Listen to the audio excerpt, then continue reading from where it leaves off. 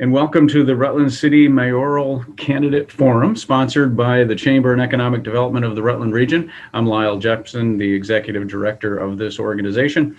This forum tonight, this afternoon, focuses on economic development. And as candidates respond, we will ask them to respond to the moderator, who is Rich Clark, not to each other, and that you speak about yourself and your candidacy. I'd like to welcome today Mayor Dave Allaire, Alderman Chris Attore, Alderman Sam Garuso, Cam Johnston, Kathleen Kravetsky, and Matt Seeger. We're all very happy that you're here.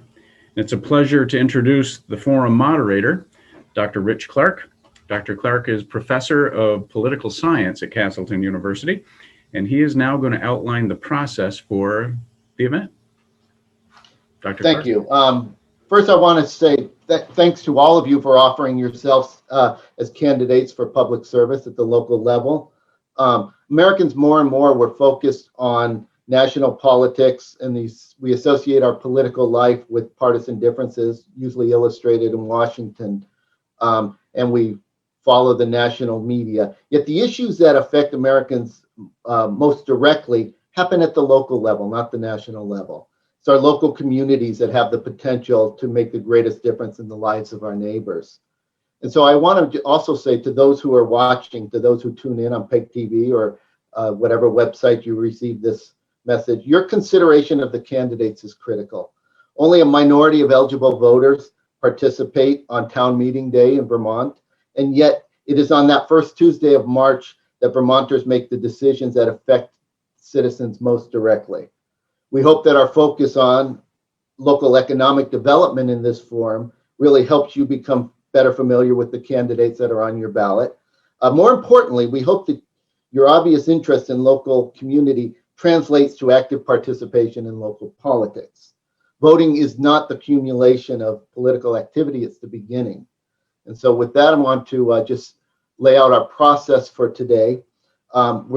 We have 6 candidates with us. Each will have 3 minutes to introduce themselves and really tell us what your vision for the community is and why you are the right person to serve as mayor for Rutland. Following that, we'll have a series of questions, and each candidate will receive 2 minutes to respond to those questions. I've set a random order so that we don't always get caught in the limits of alphabetical order. For the process today, we're going to rotate the order with each question. And so to start with the opening statements, I want to ask Mr. Seeger to begin.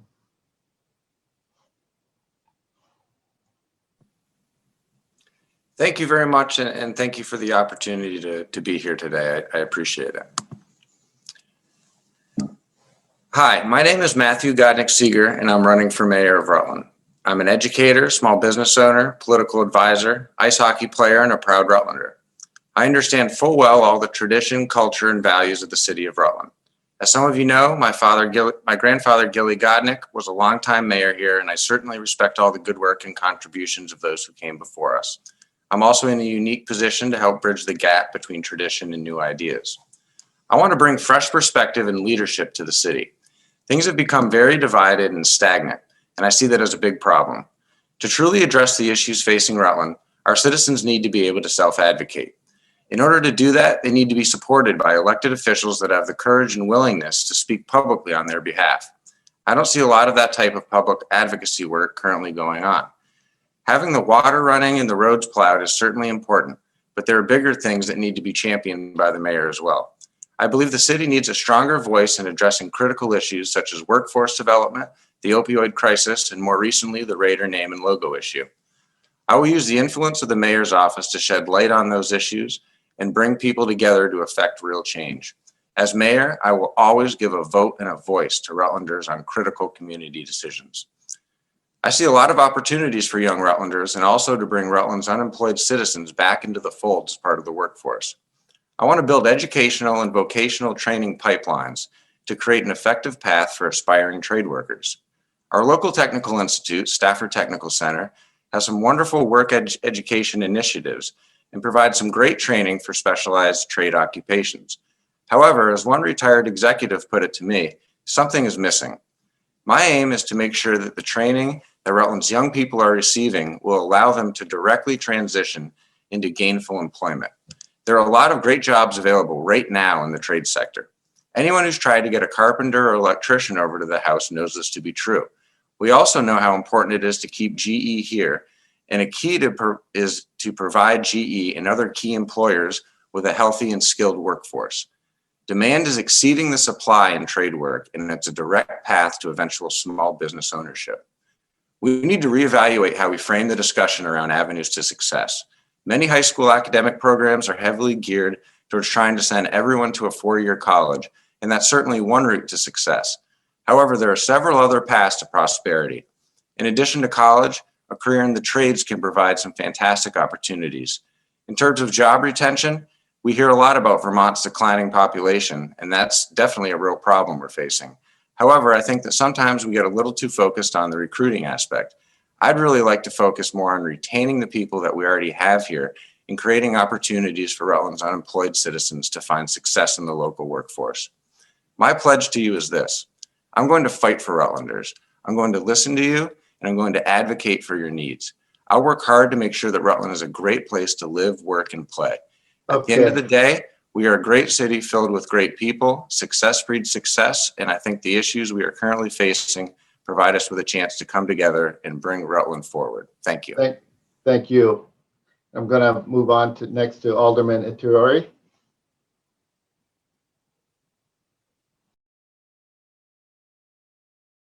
You're on mute. You're on mute, Chris. Thank you. I realized that after I saw the screen pop up. All right. Thank you, Rich, and thank you, Lyle. And thank you to PEG TV and the Chamber and Economic Development of the Rutland Region for hosting this forum. My campaign is about strengthening our community, about leading an effective city government, and yes, a lot about economic development. So I'm excited to be here today to talk about my vision in this area specifically. As most of you know, I became immersed in economic development work about a decade ago when I co-chaired the Creative Economy Committee that started Wonder Feet Kids Museum. I became involved for two reasons. One, because I had two toddlers back then, and I thought it would be great to have a kids museum for them. And two, I wanted to be involved in the community in a meaningful way, and I knew where to start. What I found and what I learned was something greater than I could have expected. I learned how people with ideas and ambition can create great things and can inspire others to join them. I learned how Rutlanders were willing to give of themselves for a greater purpose. And I felt the rush of being involved in making things happen. I saw what was possible here in Rutland. And I learned that leadership matters. I learned that a mayor can create opportunities for economic growth.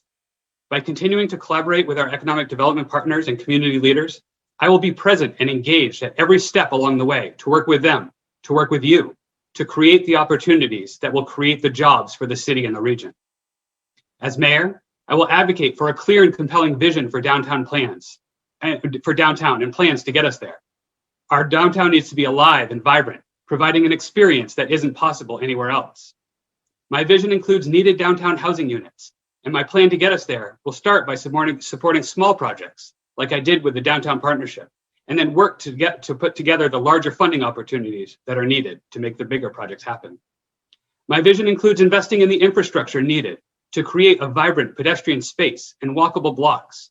My plan to get us there is to continue to support small pilot projects like we did on Center Street this past year in pursuit of those larger funding opportunities. My vision includes filling storefronts, and my plan to get us there is to create a more supportive ecosystem for entrepreneurs and support our current small businesses with targeted grants and incentives. Specifically, I will realign the RRA contract and work with the Downtown Partnership to focus on this work to more directly recruit targeted businesses, like we did with Phoenix Books. And while I will focus on our downtown as our unique regional asset, we cannot forget our gateways, as well as the stretch of 4 and 7 at the top of the hill. Yes, there are challenges, but our community needs to know that we are working on it and what the issues are that are holding it back. By bringing people to the table and focusing public attention, we can achieve the results we seek. As mayor, I will pursue public-private partnerships to renovate our housing stock, similar to the work that we did with NeighborWorks a few years back. Our neighborhoods benefit from this investment, and so does our tax base. Good things can happen on their own, but great things and sustainable growth requires active leadership. Today, I hope to share with you why I'm so excited to have the opportunity to serve as mayor. I hope to share some of the ideas I have, how I envision my partnership with you all, and why I believe as mayor, I will help Rutland achieve great things. Collaboratively, of course. Thank you very much. Thank you. I appreciate that. We'll move next to Ms. Krivetsky. Good afternoon. Rutland City, the heart of Vermont agriculture and good food destination. My name is Kathleen Krivetsky and I'm running for Rutland City Mayor. I will work to make Rutland City branded as the heart of Vermont agriculture and good food destination. As a retired registered nurse, I believe in the goodness of the people of Rutland. We can do better. City leaders have spent a lot of money, but have had little success in recruiting employers from outside the Rutland region. They have ignored the agricultural resources and people living here who feed us and grow our food. My parents taught me that it was our responsibility to leave a better world for our kids. My mother immigrated from Ireland in the 40s and became an American before she married my father, whose Irish ancestors were identified by Irish census as illiterate fishermen and farmers, not even 3 generations previous to this one. As a first-generation American, it is a privilege to serve as a candidate for Rutland City Mayor. With a full-blown public health COVID crisis, science must prevail. As a retired nurse with a background in science, I see Rutland City evolve into a model applied science center with the return of live music, theater, and the arts, and other outdoor fun activities like the horse show at the Vermont State Fairgrounds. I have talked about festivals and learning how to be safe from COVID. Rutland City can contribute to that science. It will be a story of how Rutland City came together in COVID times to learn how to be with each other, to celebrate all that can be celebrated.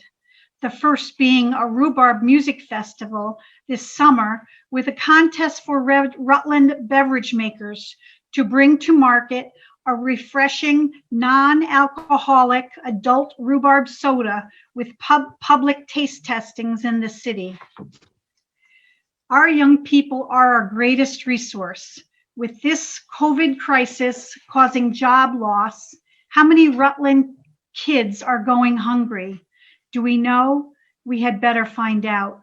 Thank you. Thank you. Appreciate that. And next, we're going to ask Mr. Johnston. Am I here? You are. Or why am I here? Yes. Thank you for the opportunity to participate today. I realize that some folks may know me because this is my third attempt at mayor.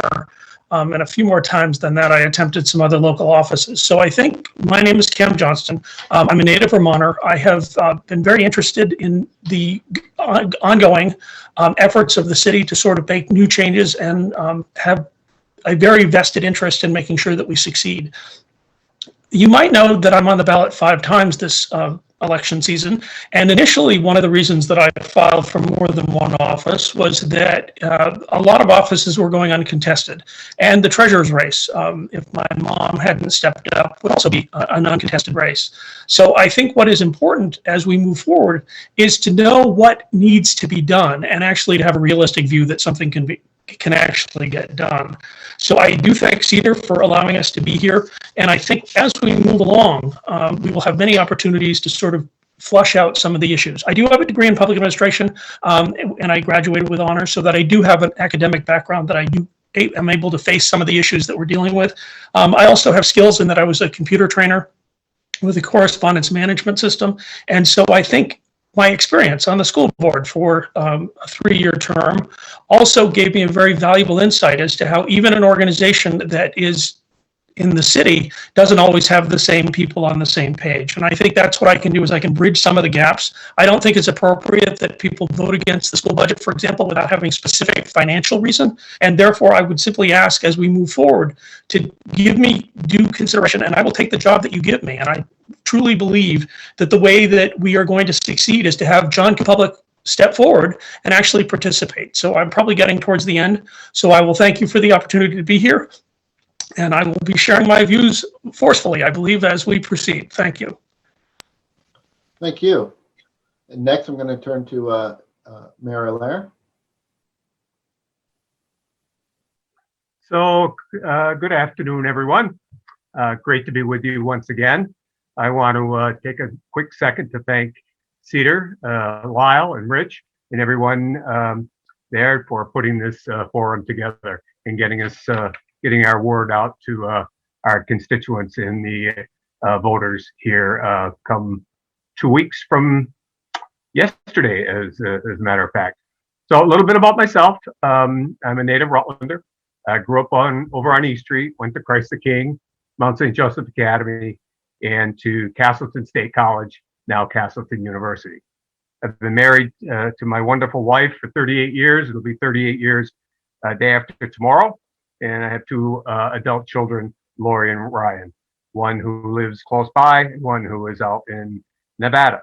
I've worked in sales all my life. This year, I think we can all agree, has been a year like no other. The pandemic has taken a toll on our nation and has taken a toll on its citizens. However, true to form, the residents of the city of Rutland have risen to these challenges head on, as they always do. I want you to know that the state of city government is strong and it's stable.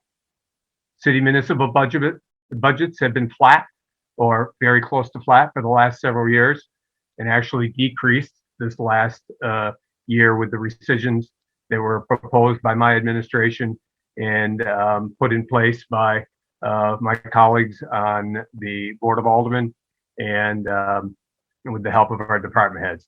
We appreciate that collaboration. It made a huge difference when we went to set the tax rate. Water and sewer rates have been stable for the best part of the last 4 or 5 years. Slight increase in the sewer rate this year because of some debt. But again, stability is what the key word is. Most importantly, we are moving the city forward.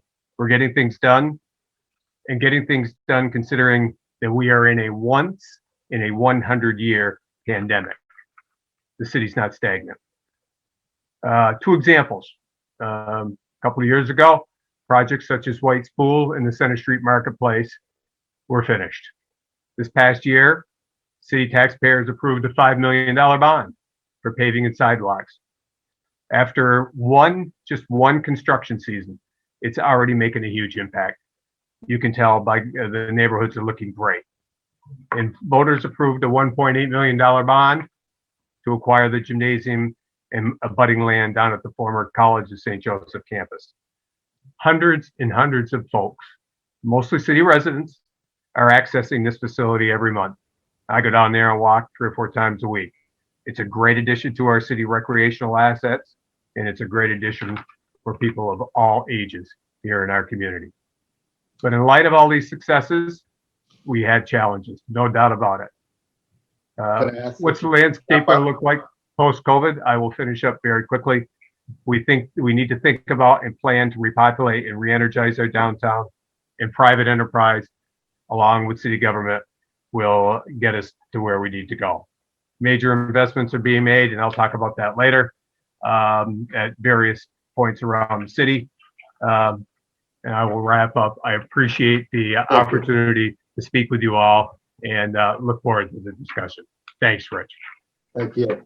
Thank you. And last, but just randomly chosen, is Alderman Garuso. Yes, thank you, Dr. Clark and Mr. Jepson. And thanks again for CEDRR for hosting us today. I don't have a prepared written statement, but as I've said in other events, I've born, raised here in Rutland, graduated from Rutland High School, and for Matt and everybody to know I am a Rutland Raider, although I wasn't an athlete, but grew up Started my business career in Rutland, worked at the radio stations in town, became a general manager twice.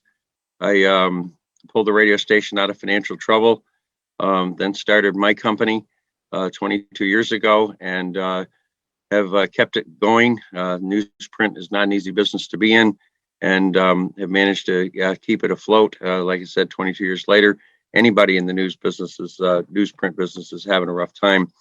But I was on the board of aldermen in the 90s. I served 6 years there, and then I wanted to get back on the board, so I decided to run for re-election and or election, whatever, because I knew the city was kind of falling into some trouble, and I was re-elected, and I kind of had no idea how bad Rutland was in trouble, and it's in a lot of trouble regardless of the virus. It was in trouble before that, and you know, some of the things that are going on are. I have the city budget right here. This is the budget. It's up 200 something thousand from last year, and that was the 250,000 up from the year before.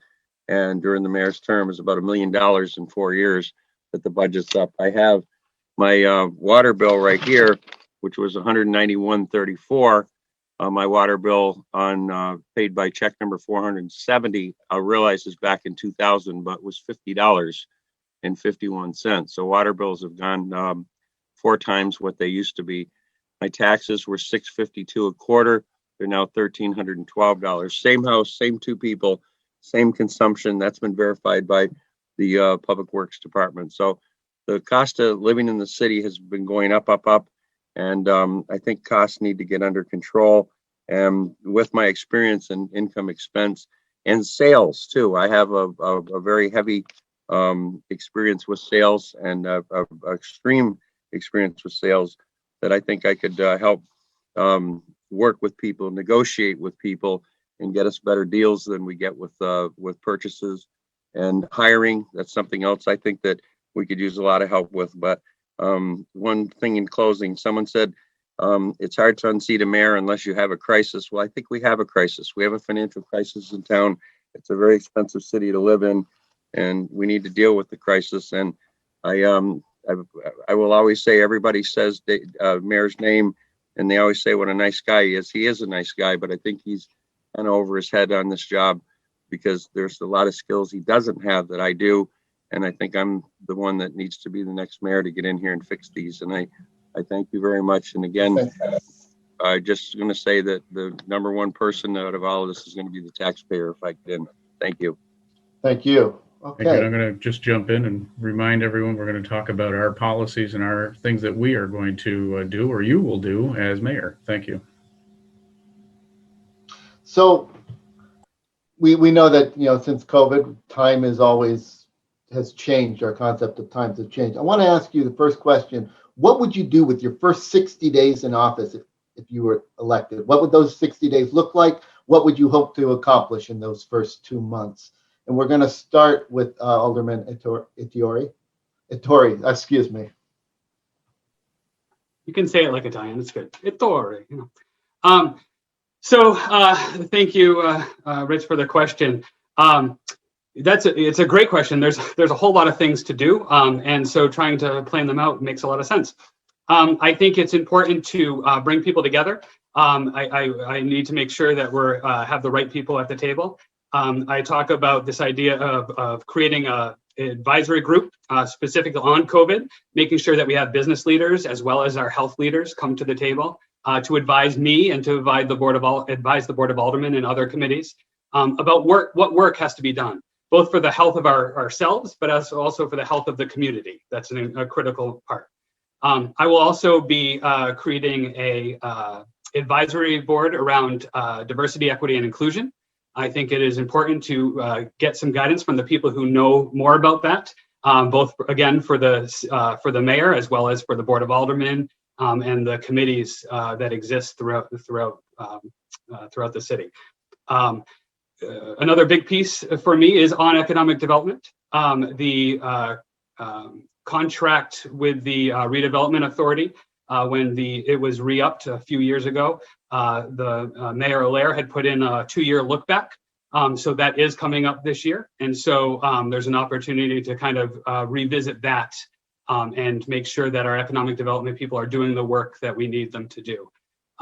I think those are the majority of the kind of the directions that I plan on going to. I think it's all about kind of starting that foundation. Making sure that I'm meeting the right people, that I'm inviting the right people in, making the connections and advocating for the city. So I guess that's a good start. Thank you. Thank you. Excellent. Ms. Kravetsky, would you like me to repeat the question or? Okay. The question is, what would your first 60 days in office look like if you were elected, and what do you hope to accomplish in those first 2 months? And remember, you're muted. Thank you. That's a really good question, because what it means is that you really have to start collecting the data from a scientific point of view. And what is the data? So it's, what are the town workers, what are their issues? So I would start collecting information, not only from City Hall and the city workers on where they're at and what they think, including the fire department and the police department, and just see where they're at, kind of create a baseline to hear. Also, we may have a lot of new leaders this year too, and so I think what we're going to have to do is learn how to work together, and whatever that takes. There's lots of state information on how to be a municipal official to the best of your ability. So I think we'll need some kind of training program there, so we know where we're going with that. The other thing is, the bottom line is, we have to take the neurotoxin out of the water because it causes damage. And that is creating a baseline also. We see where we are, and then we can start tracking people as far as how they're feeling and when there's a difference. And so that would be within the first 60 days that we have to take fluorosilicic acid out of the water, so that our farmers can know in good conscience that they can really wash their vegetables in Rutland City, and they're not pouring a neurotoxin back on.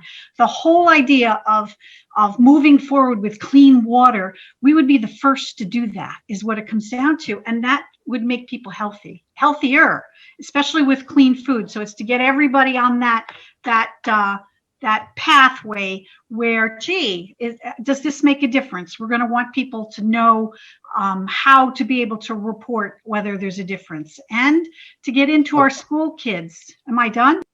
Yeah, I'm sorry. You'll have plenty of time to follow up. Sorry. So, Mr. Johnson, we'll move on to you. Do you want me to repeat the question? No, I'm okay.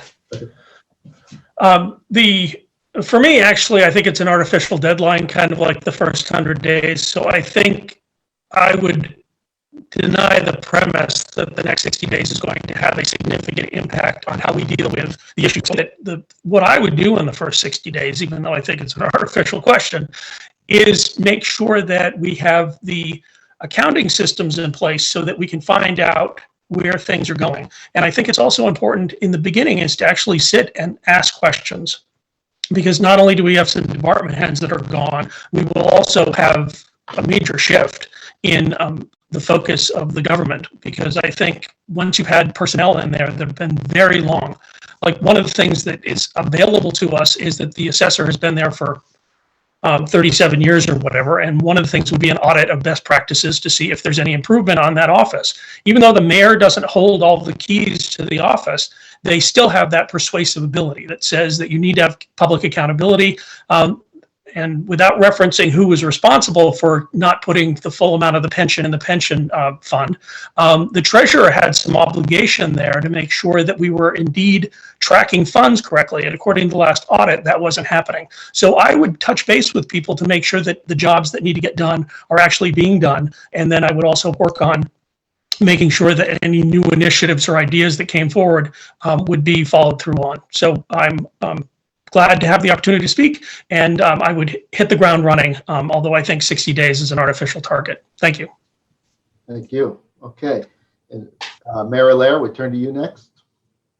Would you like me to repeat the question? I think I'm good. Thank you very much. So first 60 days brings you into first part of May. First order of business, which has been for me, and I think for previous mayors, is to get department heads in order, appointing and reappointing, and in this case, filling a couple of vacancies that we've had now for a couple of months. We do have people standing in and are actually doing a great job.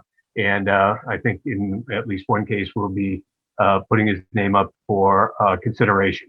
But if you don't have the right people in the right places, it's hard to get your agenda moving forward. First 60 days, we're still going to be dealing with COVID. COVID is not going away anytime in the next few months.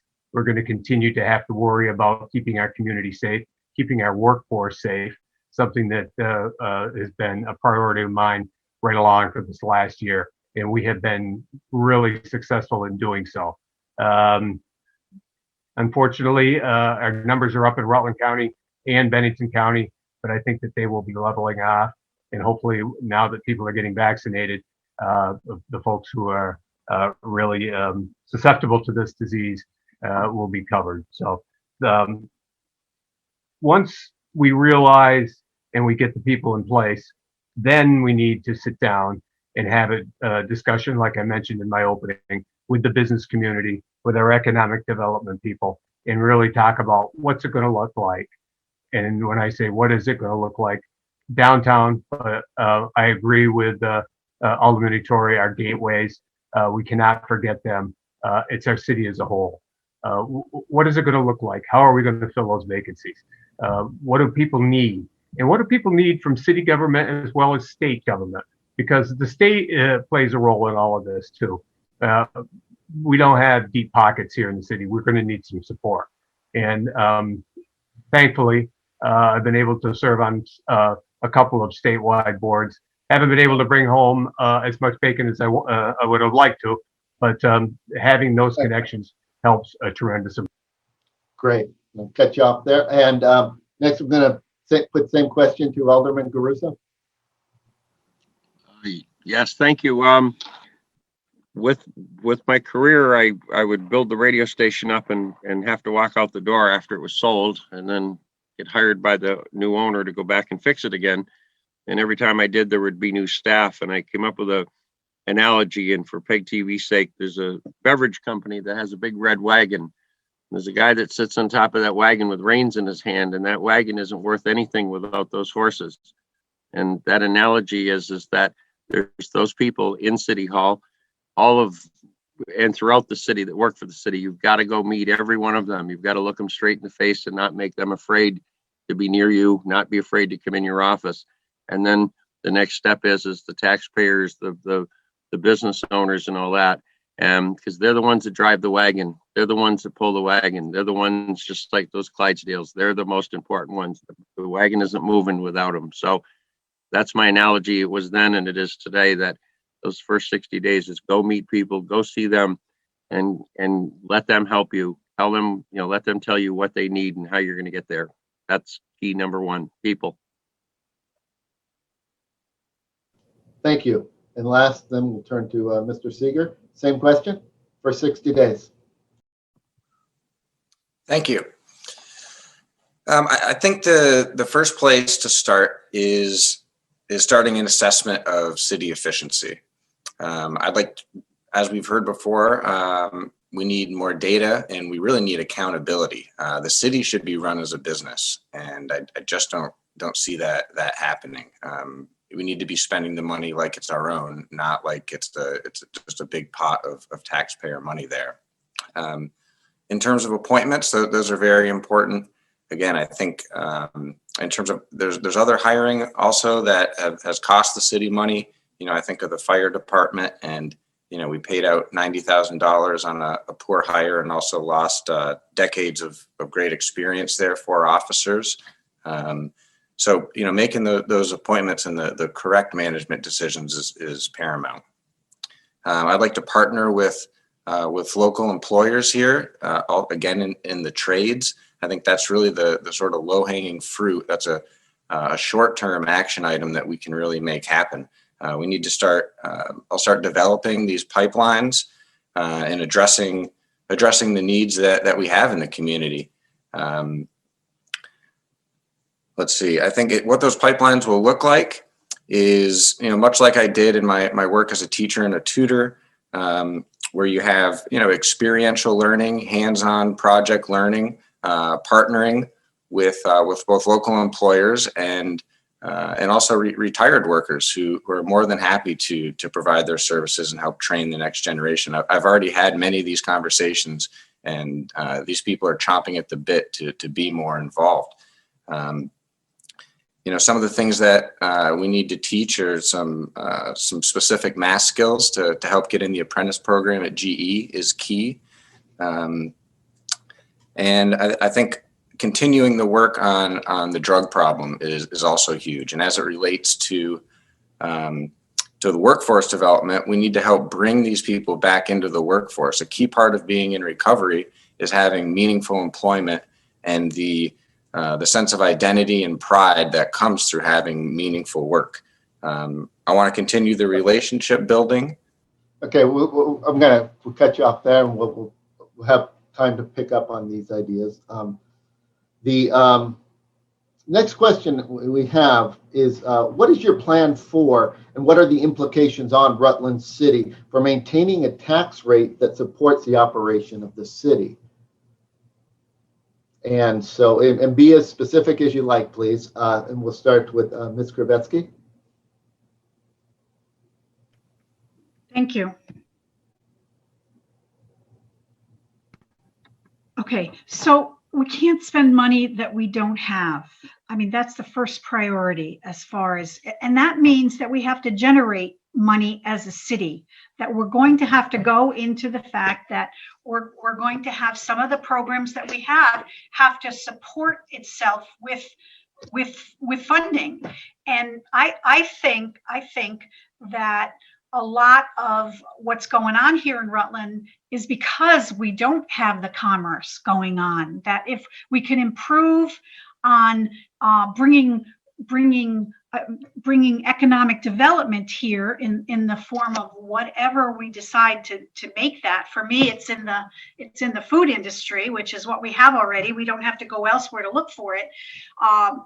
Foodies are a big thing these days, and the farmers, when you go to the farmers market and you see all those individual owners in their businesses trying to make it and doing it on their own, that those are our resources right there. And unfortunately, when people do make it, like Castleton Cracker, they have to leave the city. There's the bean burrito guy. There's so many that have had to leave the city because they didn't have the facilities here. So when we have the facilities that are going to be paid for with state and federal money, then we can start talking about, well, helping the taxpayer deal with the taxes that they can't afford to pay. Thank you. Great, thank you. Appreciate that. I'm going to turn to Mr. Johnston next. Same question. You need it repeated? Yes, please. Okay. So what we want to know is, what are your plans for, and what are the implications on Rutland City for maintaining a tax rate that supports the operation of the city? Great, thank you. Yeah, I'm always amazed that in frequent past elections, I would be the only one that would advocate not voting for the municipal budget, and the municipal people that would vote down the budget would be higher than the vote total that I got, and yet at the same time they clearly were voting for the incumbents, so that there's a disconnection between the budget and who's responsible for it. So I think what I would do is make sure that we go through and itemize the items that we need to deal with, because if we're going to have these random swings for healthcare, it would suggest a lack of planning. I mean, there's some level of understanding that each year that there's pressures that we're going to have to deal with. But in terms of the real issue is it's up to the taxpayers, because if they don't vote the budget down, they are implicitly giving the go-ahead. And one of the difficulties is with the bond was a classic example of where the $5 million put added benefits out there, but it also increased costs. So there's probably nothing that we can do in the next 2 years to deal with any of these financial issues because I think we're tapped out. But in terms of trying to find ways to cut the budget, it would have to be a collaborative effort, and they would have to start by voting down the city budget. If they vote for the budget, I can't really change anything in this cycle. Thank you. Thank you. Mayoral, same question. Would you need it repeated? You're muted. Yes, thank you. If you could, that'd be great. Yeah, okay. So we want to know what is your plan for, and what are the implications on Rutland City for maintaining a tax rate that supports the operation of the city? So my plan would be to continue some of the work that we have put in place over the last few years. What's key is building up the grand list. Right now, your residential property taxpayer is carrying the load, and it is a load which is unsustainable. Fortunately, we've been able to get some properties around the city that are being brought back. I think of the Knights of Columbus, which was off the tax rolls.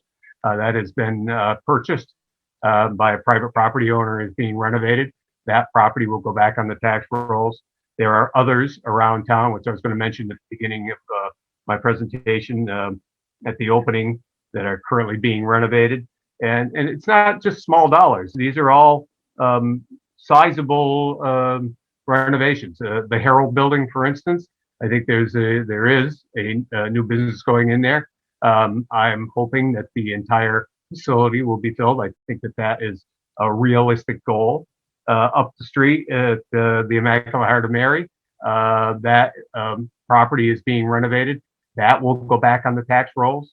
We've had at one point 2 or 3 years ago over 30 city-owned properties that are now been sold and returned to private enterprise.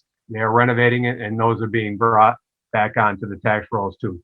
And of course, the proposed assisted living facility down at the College of St. Joseph. So you add all that up. Some of it is being done currently, some of it is in the future, but those are all, when you add it all up, they're going to help. Is it a panacea? Is it the answer to all of our ills? Certainly not, but it's moving the needle in the right direction.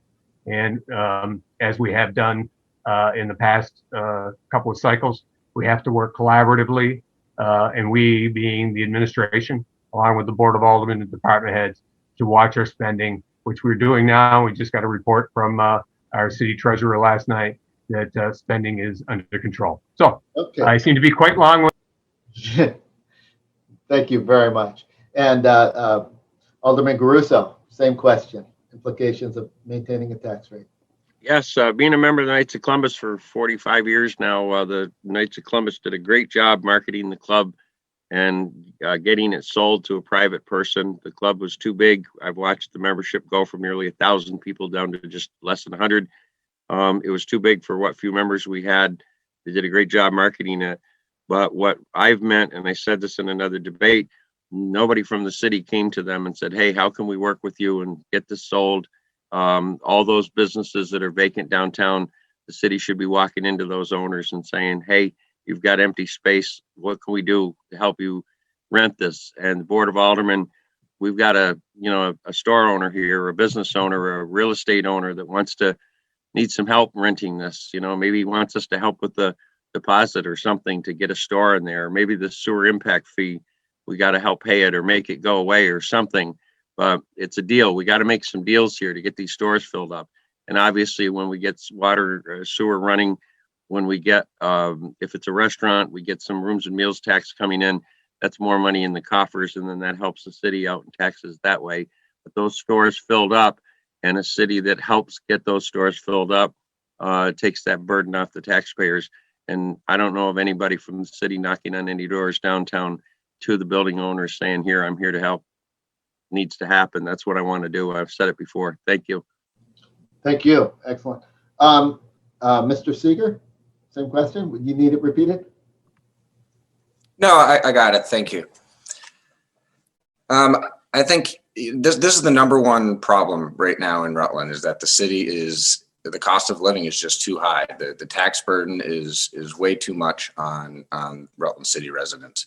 Our tax base relative to the population is among the highest in the state, and that just has to change. I think as we've heard from Mayor Lair, it is unsustainable. And I really think that that's sort of exhibit A in why we need a change of leadership. This is from someone who's been in leadership for 35 years. I think as other candidates have mentioned, growing that tax base is essential. And again, with the trades and with these pipelines, we have jobs, great paying jobs that the demand is right here. We just need to get people plugged into those positions. It's great pay. We can keep those people here instead of sending them to Essex, to Albany for training. We need to be doing that right here for ourselves. We keep those young people here. They turn into homeowners, and they're pumping money into the local economy. Again, we need the city to be more efficient. It needs to be run like a business. I think, I'm a big supporter of the rec department. I grew up on their programs, and I think in terms of the purchase of the CSJ gym, if we're looking at it again from a business perspective, okay, we had Green Mountain College sadly closed recently as well. It was appraised at $20 million. It sold at auction for a quarter of that price, for $4.5 million. So for us to be paying sticker price for that gymnasium, I don't believe was the most efficient use of tax dollars. Again, we need to be managing that money very tightly to make sure we're getting the most bang for our buck.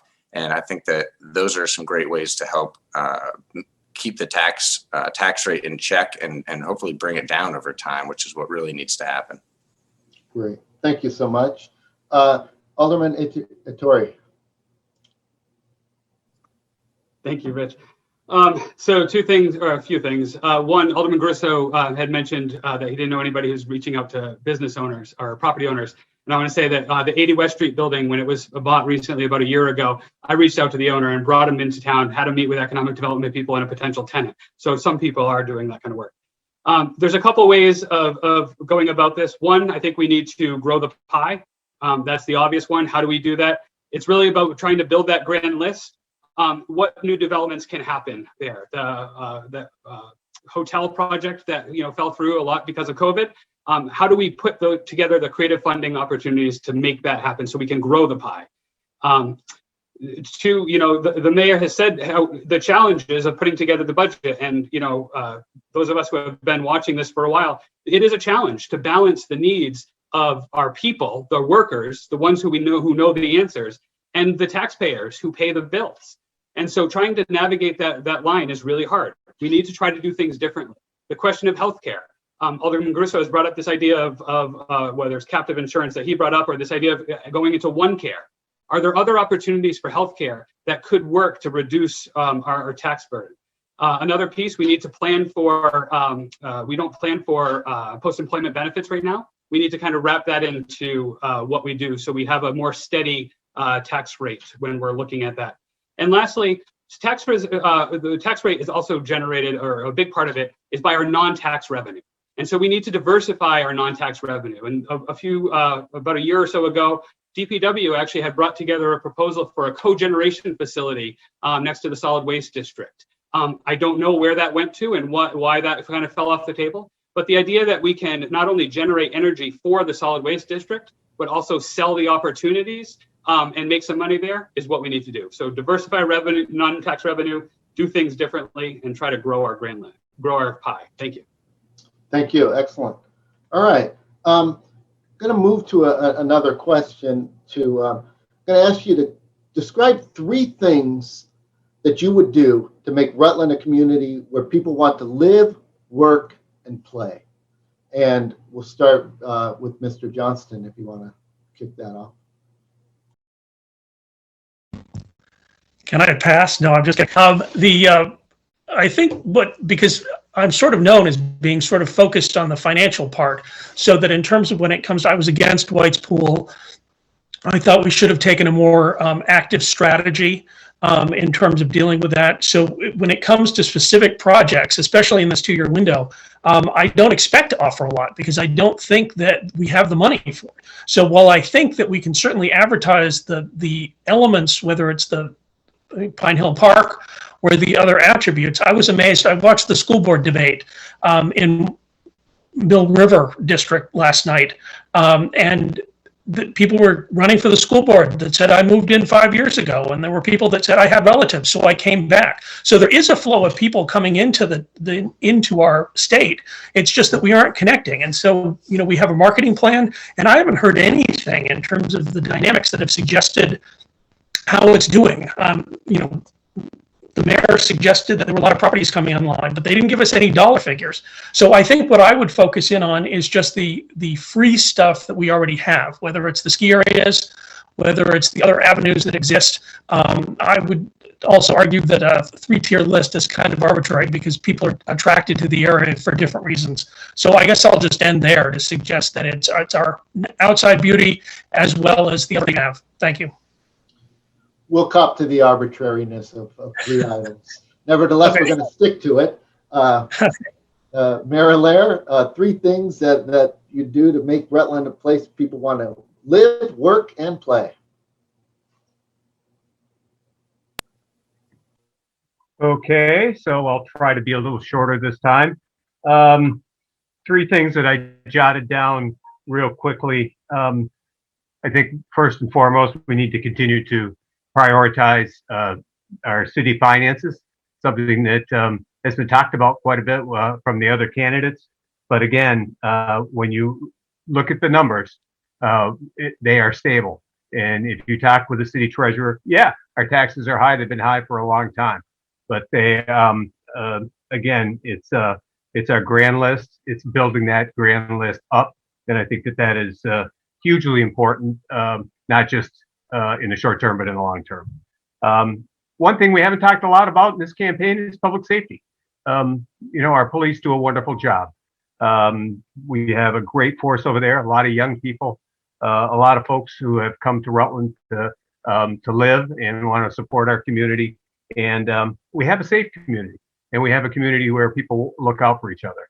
And we have a community where we have something called Project Vision, which I have been involved in, and Alderman Tory has for a number of years. He goes to all the meetings, and now they're on Zoom, but attends all the meetings. And that is, I think, a key to keep people focused, to keep them together and keep them talking. And we need to continue to do that and work on our quality of life issues, our recreational assets. We are right here in the middle of a recreational skiing on one side and the summer tourism on the other. There's a lot of people that come into our town on any given weekend and in this case, during the week, who come and spend their dollars here in the city of Rutland. And it's hugely important to continue to talk about those assets, build up those assets, and get some more people in town. Thanks. Great. Thank you so much. Alderman Caruso, making Rutland a place where people live, work, and play. When you hear the story, you're going to give me an additional 4 minutes. In 2005, I had bladder cancer and was down to about 150 pounds after my surgery. And my wife brought me home a little black and white kitten. And I never had a cat in my life. And as she grew up, one time she was missing. We couldn't find her. And we later discovered she must have gotten someone's car and they drove her away. And I ran quarter-page ads in my paper. And 2 months later, I found her. But throughout that time, we had phone calls as late as 11:30 at night that we think we saw your cat. And I went Maple Street, Summer Street, Meadow Street, School Street, all hours. As soon as I got a call, I went out looking for my little black and white cat with a flashlight. I was in people's backyards. I never, ever, ever had an ounce of trouble in the city of Rutland. Rutland is not a dangerous town. You pick the streets, you call it the Northwest neighborhood, whatever you want. Nobody gave me. Some people said, hi, can I help you? Do you need any help? Yeah, I'm looking for my cat. And never. I did it night after night, rainstorms, whatever. She got lost in the fall. And I went out night after night. Rutland's a safe town. And by the way, shame on Mayor Loris and Governor Shumlin for going on national television And I still get, when I'm dealing with businesses out of state, say, you guys still get trouble up there? You're still a pretty bad place to live. We have really, really bad reputation that we need to correct. Rutland is a great place to live and raise a family and to work. And shame on the bad reputation we got nationally, falsely. We have our problems, but not that bad. And Rutland's a safe place, and I'd bet my life on it. Thank you. Thank you.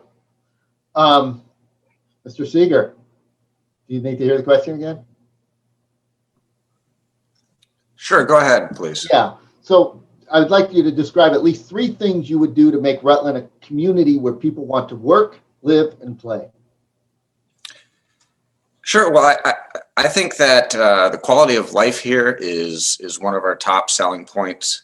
We have great outdoor recreation and we have great people. Those are the best things that the Rutland has going for it, and our natural resources. That said, we do have some real challenges. There's a reality that there are some real things that we need to work on here. Drugs. The drug problem is the top issue in my mind.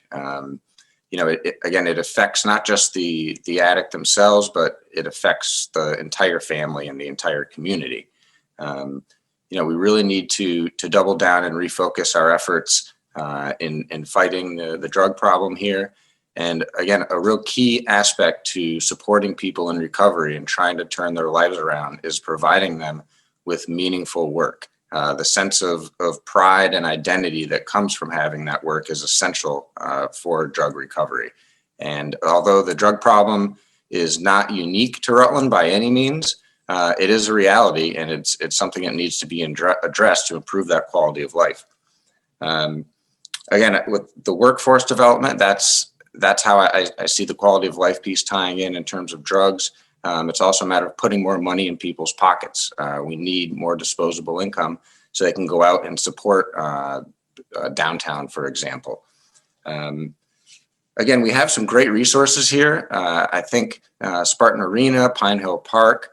I'd love to see the fairgrounds being used a lot more. Essex, their fairground is used year round. And I'd like to see us supporting some of these local businesses more. I'd like to see some more local products, a shop downtown with just local products. And maybe we'll even throw Kathleen's rhubarb non-alcoholic soda in there. I think that could do well. All right. I think that, okay, I'll close right there. Thank you. Okay, I appreciate that. Thank you so much.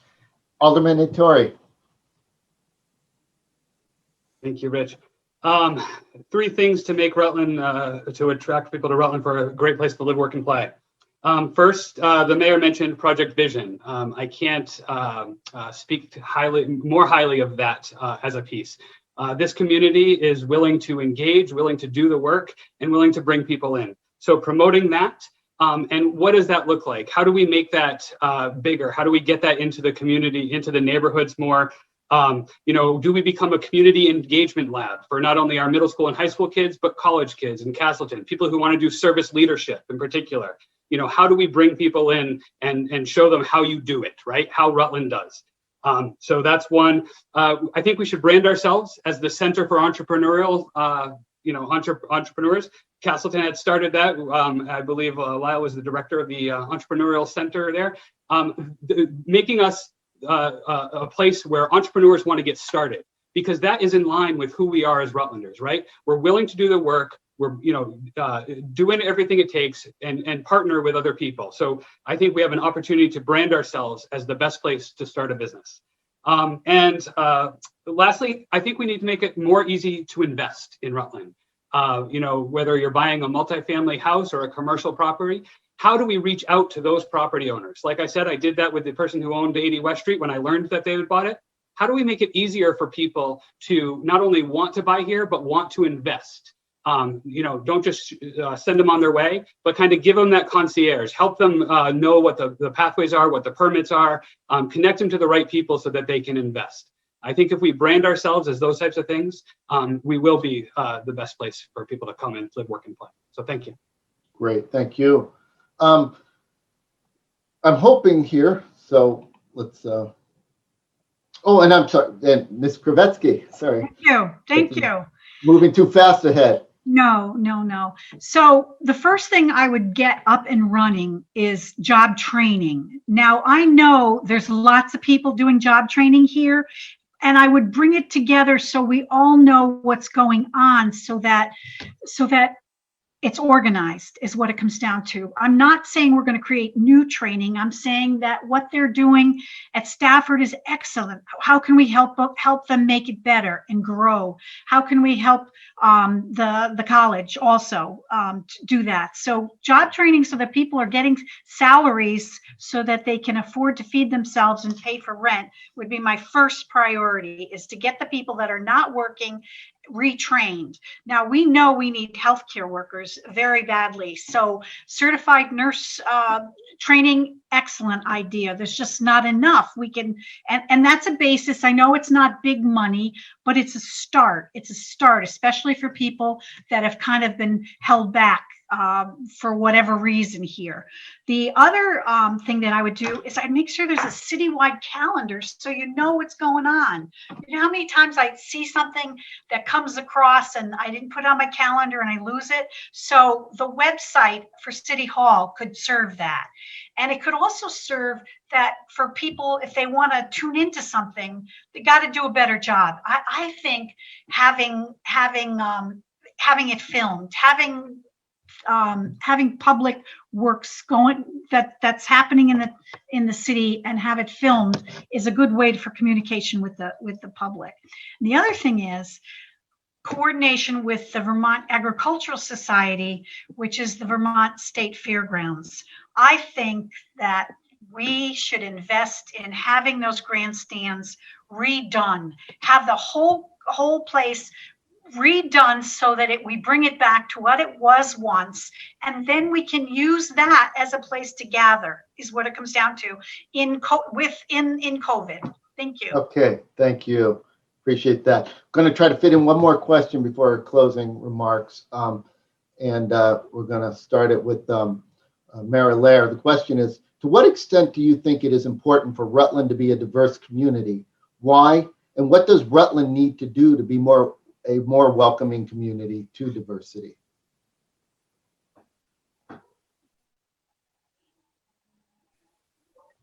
So thank you for the question. I think Rutland currently is a welcoming community.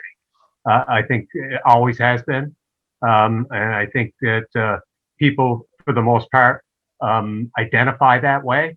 Can we get better at maybe getting our message out and do a better job of messaging is an area where we need to concentrate. Perception is reality. And it's been talked about how people perceive the city of Rutland outside of our borders. And I think a lot of it is just absolutely wrong. And for those of us who have lived here for a short period of time or for a long period of time, know that we not only are welcoming, but we are the first to step up and help our neighbors in a time of need. I'll mention the natural disasters that have happened in the last 10 years, when we have the blood drives, when we have new people come to town, no matter where they come from. We support them, we help them. We have 2 or 3 families currently living in Rutland who are from the refugee resettlement program. You wouldn't even know they were here. They are now part of the community. They are engaged. They are productive.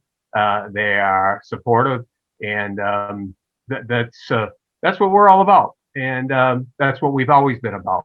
And I think we will continue to be that way. Thanks. Thank you. Alderman Garuso. Rich, let me hear the question one more time. Absolutely, sure. To what extent do you think it is important for Rutland to be a diverse community? Why and what does Rutland need to do to be a more welcoming community to diversity? Because yeah, that's what I thought it was. I think it is. I don't see any problem. I mean, the Herald just interviewed me on it the other day, and I haven't seen any, signs of unfair treatment, mistreatment. Everybody asked a question about bringing refugees in. I mean, bringing any extra people in right now of any nationality or whatever is kind of a tough question, because like I said, I told the Herald this, we don't have enough jobs from minimum wage and up there. There's the, like the GE hire stuff and then the low minimum wage. We need to have more tiers in there filled up, so for the different skill levels and stuff. So it's tough for anybody to move here right now. That's what we got to work on. We've got to come out with a multi-tier pay grades for people, and we don't have them. I know we don't. There's either low service jobs, fast food jobs, or the higher paid, maybe medical jobs or whatever, where you need high skills for that. And so I don't think there's anything to do with race, religion, whatever. It has to do with our community, and we need to fix that first before we, but I don't think the city is, what do you want to call it? I don't know what to say. We welcome anybody, and I certainly wasn't brought up to show any, ill feelings toward people. Anyway, it's just that in order to welcome them and offer them some sort of work, there has to be more work for them and a better tier of jobs to choose from. And that's what we need to work on. That's what we've been talking about today, is work and jobs and filling up businesses. That's my answer. Thank you. Thank you very much. And Mr. Seeger, put the same question to you. Thank you. I think when it comes to issues of diversity and culture, in terms of economic development, I think the opportunity that we have right now with COVID and the shift in business culture and strategy, that we have a great opportunity to recruit more remote workers and some of our own people that have left, and get them back to the area. I think, diversity is important in terms of background, of culture, and diversity of thought and experience and perspectives. I think people visiting the area for tourism, whether it's skiing, for foliage, again, we need to showcase our product, and success breeds success. That will make people want to stay here. Again, those people can help grow the grand list and pump money into the local economy. It's a great scenario for them, where they can have a high paying job and a lower cost of living here relative to some urban metro areas they may be moving from, like Boston or New York. Again, I think I'm the only one that I'm aware of that's really lived the experience of cultural immersion. Again, I've lived in a variety of different countries. I've been the only English speaker in places that I've lived. I've had to learn Spanish, which I'm fluent in now. I understand the language dynamic. I understand the cultural nuances that come with cultural immersion. I've lived in various places in the States, in the Midwest, in the South, in South Carolina, New Orleans. And I've also built a business on it. It's solely about cultural immersion and sharing ideas and perspectives that enrich us all. So I think when it comes to these issues, I have a great grasp on the topic and a lot of really relevant experience that I think is unique in this race. Thank you. Thank you. Great. Alderman Ettore. Thank you, Rich. Let me be crystal clear. Diversity is critically important to the health of our community. Economic health, personal health, critical importance. I don't have the numbers in front of me, but I've seen them before. The communities that are thriving are communities that are diverse. It brings a diversity of perspective, a diversity of thought. It brings something different that is unique to a community, and that's how these communities are building and thriving. So absolutely. On a personal note, when my parents divorced when I was about 2, my mother took me and moved on to family housing at the University of New Hampshire. In that we had visiting professors from all over the world, a variety of people of different pieces. I didn't realize how lucky I was to grow up in that kind of environment until I left that kind of environment. Our kids need that perspective. They need different perspectives so they can become more worldly. So absolutely critical importance. What to do about it? One, we need to demonstrate that we are welcoming. I do believe that we have a natural ability to be welcoming, but some of the things get in our way. So how do we do that? We need to have those conversation series that I've talked about. We need to demonstrate that we want to learn about people, that we want to learn to welcome people. We need to do some of those pieces. Second, I've already spoken of creating a diversity and equity and inclusion advisory group to help us make sure that we're making those right decisions. You know, is implicit bias training the right thing to do? I would believe so, but let's have the experts help us understand it, help the city government take that step. I had one other thing, but I'll leave it there. Critical important to a thriving community. So thank you. Great, thank you. Ms. Kravetsky, same question. You're already unmuted. Oh, thank you. So I have a little different perspective coming from a nursing background. I think if you want diversity in a city, you're going to have to pay a living wage. And the reason I say that is because people that fear diversity often fear competition. And if they're working 3 jobs to make the rent or pay for their kids' food on the table, they're fearful. And so you diminish that fear by lifting everybody up so that they can afford to pay to be able to live in the area. So I think a living wage has got to come first, is what it comes down to, so that there is not the fear of outsiders. Basically, we all started as tribal, and you can understand that. And another way to deal with that is food. Food brings everybody together, and that's all part of my plan. And also entertainment. That if we build enough as far as being a science center for COVID and entertainment, we can bring entertainment in here that are entertainers that are diverse, and we can see, just like we love good food from people, we could bring the entertainment that will also people will want to see. So you got to pay a living wage. It's time. Thank you. Thank you. Mr. Johnson, same question. Yeah, so I'm going last, I guess. This is a difficult topic, and I will admit that I'm sort of concerned that the article that Gordon is writing, I may have said us versus them, not in the context that I meant to distinguish in a negative way, but I sort of was attempting to illustrate like the radar dialogue that we're having right now, that it's either my way or the highway. And so so we'll find out what happened there. But I am committed to diversity. And when we approach the problem, we really have to put some defenses down so that we don't have this situation of where everybody's thinking the worst of everybody else. We have a little bit of a short memory, and that the city had to pay a $900,000 settlement to an African-American officer because of discriminatory behavior by 2 members of the department. He was also supported by other police. Oh, I need to stop already? I saw your finger. No, Oh. continue, please. You've got I another apologize. minute I was anyway. scratching my nose. Okay, sorry.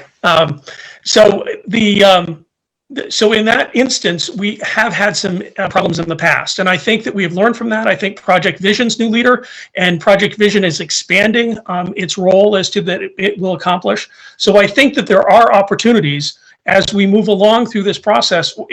I talk to anybody, regardless of whether they agree with my position or not.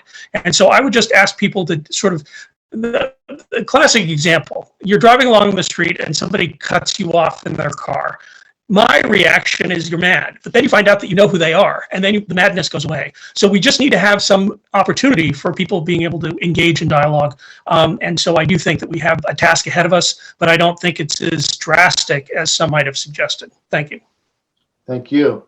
Great. I was afraid I'd talk the whole time on mute. It's like we're trying to stop. So I was like, No, we caught every word of it. All right, we're about out of time, so we're going to move to some closing statements. So I want to stress that the most important tool in our democracy is our vote. So for your closing statements, I just want you to say, why do you deserve the votes of the Rutland citizens? And Alderman Garuso, we'll start with you. Thank you, Rich. This just popped in my mind, if I could. In the 1990s, Chief Holmes was outside smoking. See that chair? That came out of the dumpster at City Hall. They threw it out. I'm still sitting in it. I was thrown out. So just to show you that you can be frugal with things. That chair, I've sat in this through all my Board of Alderman meetings, and I'd say it's about 1996 or so, and he's now the late Chief Holmes. But ladies and gentlemen, my closing remarks to you today are, voting for a new mayor is not going to be, it will be easy as paying low taxes, okay? I want to get in. I want to get cutting the taxes. I know how to do it. I'm going to work with the people in the building. I've said that today. I'm going to meet every one of them. They're going to help me do it. One of the things that the current mayor did is he asked the Board of Aldermen to approve up to $80,000 to work on our water meter nightmare. There's a lot of people out there. I know a widow who's getting $400 a quarter water bill, and she lives alone, and they can't seem to figure out her problem. And we need to get our technicians to fix these problems, or plumbers to fix these problems, not PhDs at $80,000 or up to $80,000. We need to get somebody in there that knows how to problem solve. And I feel bad saying this, because like I said, the man's a nice person, but just doesn't have the years of experience. Last night, I got upset for the business owners. They wanted to change the sign laws to lower the signs in Rutland to 12 feet. They wanted to change the signs down to 30 square feet. And I was banging on the desk here and fighting for them. Our business owners in Rutland have more important things to do to keep their doors open than to be making their signs smaller and whatever. Right now, we're at war right now against COVID. We're at war to keep our businesses open. Ladies and gentlemen, we're at war to keep you here and being able to pay your bills and pay your taxes. So get out and vote March 2nd.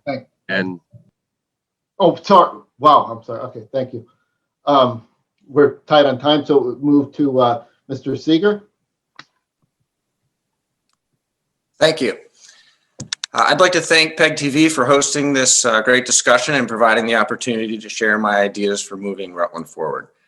I'd also like to thank all the great Rutland residents who've tuned in to watch. I'm incredibly grateful for your time and consideration.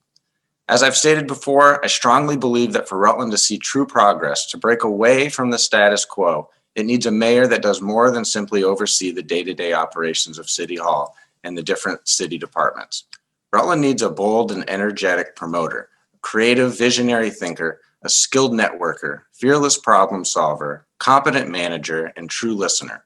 I believe I'll bring each of these strengths to the position of mayor.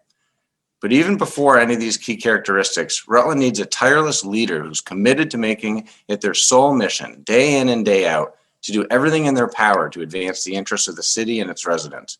Someone who has a fire burning inside to make Rutland an even better place to live, work, and play. Rutland needs a builder. This single qualification is based on enthusiasm, dedication, and a true hunger to get things done, to make things happen, and my desire to bring progress to Rutland is the driving force behind my campaign. So while I feel prepared to leverage my career background, educational experiences, life experiences, platform ideas, I vow to bring a level of passion to the work of the mayor's office unseen in recent years. Whether we're talking about broad, difficult issues such as workforce development, retention, in addition of key employers, or the city's battle against drugs, or more targeted topics like strengthening our downtown and controlling the tax burden, I will bring dogged energy to each discussion. Rutland, it's time for a change. Things are stagnant. We cannot continue down the same path, voting for the same people and getting the same results. I love Rutland. I believe in the people, I believe in the future, and I believe in the possibilities. That's why I'm running for mayor. I would love to have the opportunity to work with you all to help move the city forward and reach its true potential. Thank you. Thank you very much. Alderman Ettore. Thank you, Rich, and thank you to Lyle and Cedar and PEG TV for showing us. I'm going to read a statement, but I think it's important to mention that while the mayor and I disagree on a number of issues, he deserves our respect for the work that he's done, for the service over the past 23 years, and I think we owe it to him. With that, I'd like to thank everybody, and I'd like to take a minute to thank my family for all the hours that I've spent in the community, from the early years of Wonder Feet to the many hundreds of hours of board meetings I've attended, to getting out of the house so I can do this. I'm so blessed to have you by my side. I would also like to thank the Rutland community for the opportunity to serve you. I first felt that community spirit back in April of 2010, when so many of us said yes to the idea of a children's museum in our community. It was that event and all the people that have stepped up since then that created the opportunity for me to step up to contribute to make things happen. Together, we can continue to make a difference in our community, and for that, I will be forever grateful. It is these types of opportunities that makes Rutland such a great place to live, work, and play. And now, as we come out of COVID, we need a leader who not only understands the opportunities we have, but who has the experience to take advantage of them. We need a leader who not only aspires to have an impact, but who is inspired by the many hundreds of Rutlanders who are making change happen each day. I will work with you and for you to help make Rutland thrive. I'm going to do the hard work, to advocate for all of you who are already doing the work, and to make sure we have the right people in the right places so we can experience the fruits of our labor. Our community has all the potential in the world, and it's time to make sure everyone knows it. Please vote March 2nd. Thank you. Thank you very much. Ms. Kravetsky.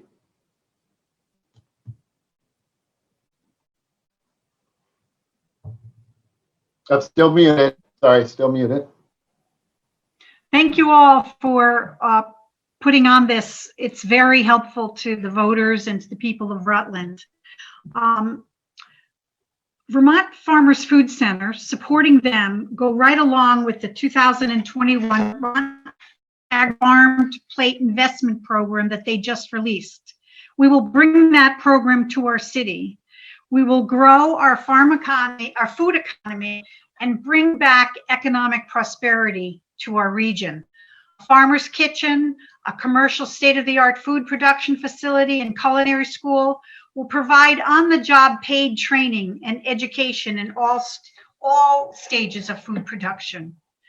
Rutland does not have to go hungry, but has an opportunity to work and be part of the growing farm and food economy of the region.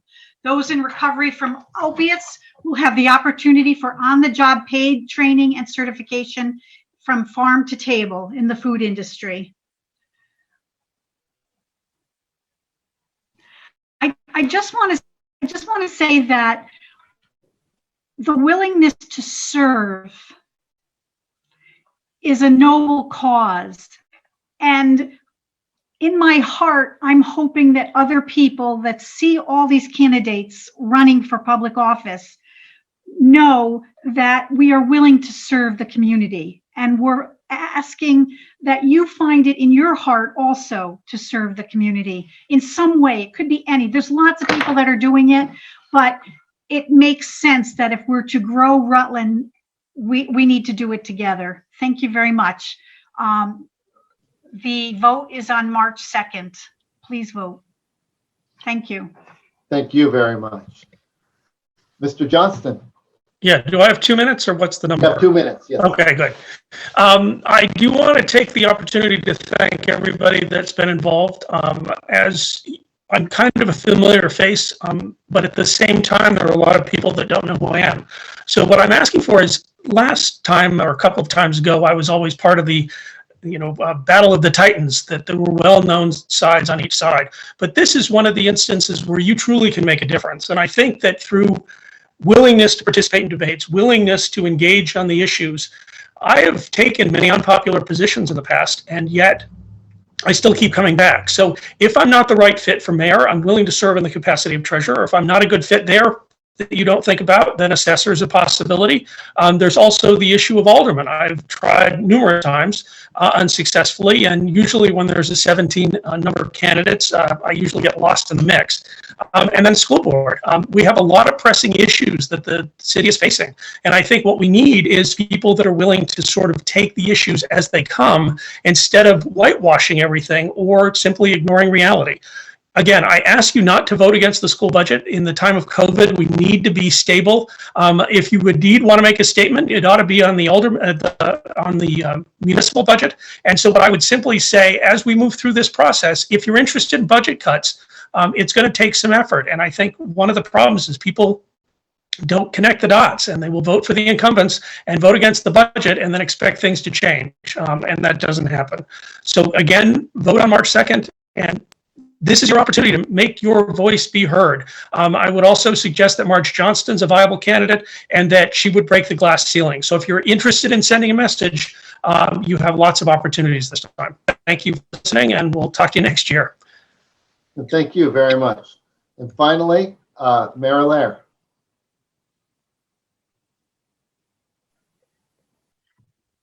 So thank you very much. I want to begin by thanking the voters of the city of Rutland, for the opportunity to serve as your mayor these last 4 years. It's truly been a challenging and it's a humbling experience, but I've never forgotten. I work for you, and hopefully we'll continue to work for you. I want to build on the successes of the last 4 years and meet the challenges that have been brought up head on. As most of you know, I do have an open door policy. I try to be on the street talking to people every day. Post COVID, we will be back on the street. I was over at McNeil Reedy's today and talking with those guys, and hopefully with a mask on, and hopefully we'll be able to get out, all of us, in the very near future.